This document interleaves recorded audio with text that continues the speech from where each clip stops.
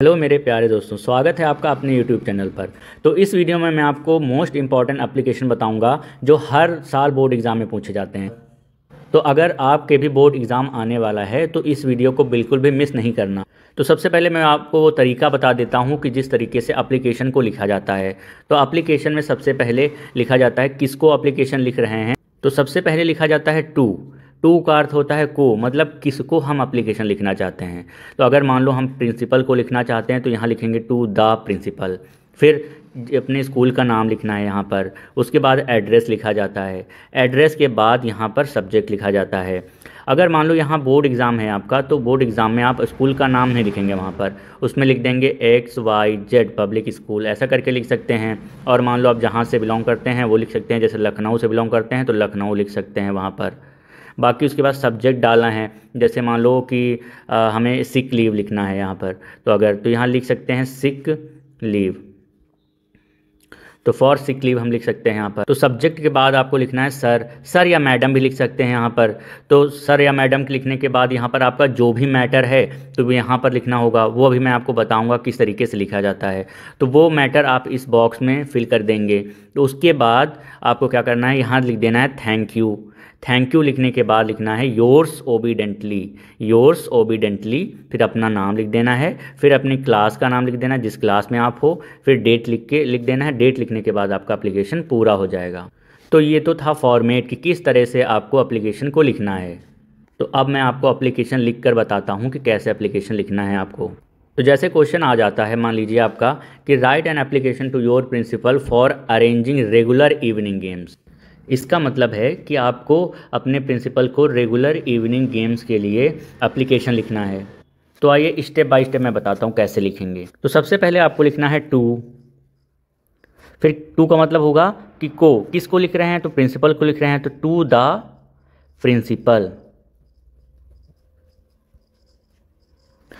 Principal. फिर school का नाम हम लिख देते हैं XYZ पब्लिक स्कूल। अब मान लेते हैं, लिख देते हैं यहाँ एड्रेस लिखना है लखनऊ लिख देते हैं, ठीक है। इसके बाद आपको यहाँ पर लिखना है सब्जेक्ट, एक लाइन छोड़ के आपको सब्जेक्ट लिखना है। तो सब्जेक्ट में आपको जिस पर आप लिख रहे हैं उस पर वो लिख देंगे सब्जेक्ट में। तो यहाँ लिखेंगे टू अरेंज इवनिंग गेम्स। फिर से आपको एक लाइन छोड़ देनी है, फिर लिखना है सर लिख देना है, या मैम भी लिख सकते हैं क्योंकि हो सकता है आपके प्रिंसिपल कोई मैम हो तो मैम भी लिख सकते हैं। उसके बाद आपको लिखना है most respectfully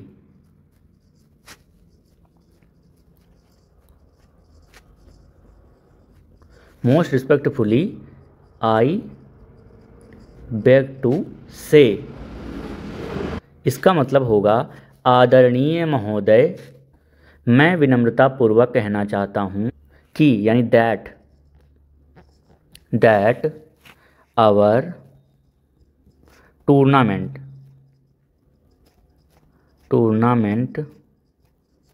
matches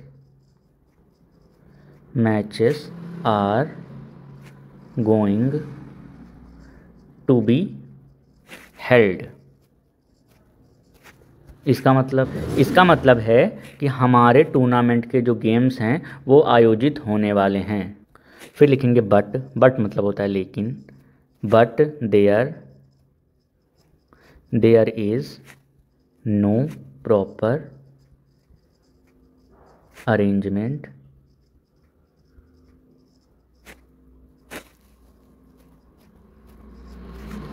for evening games. इसका मतलब होगा लेकिन हमारे स्कूल में इवनिंग गेम्स का कोई अच्छा अरेंजमेंट नहीं है। आगे लिखेंगे दैट्स वाई इसलिए we are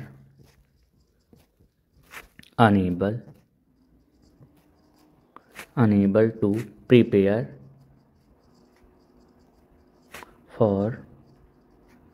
for the games. इसका मतलब होगा that's why we are unable to prepare for the games. इसका मतलब होगा कि इसलिए हम लोग अपने गेम्स की तैयारी करने में असमर्थ हैं। तो आगे लिखेंगे, आगे हम लोग को निवेदन करना है कि कृपया आप गेम्स का अरेंजमेंट करा दीजिए ताकि हम लोग अच्छे से तैयारी कर सकें। तो लिखना है आई मतलब मैं therefore humble request you to make good arrangement for regular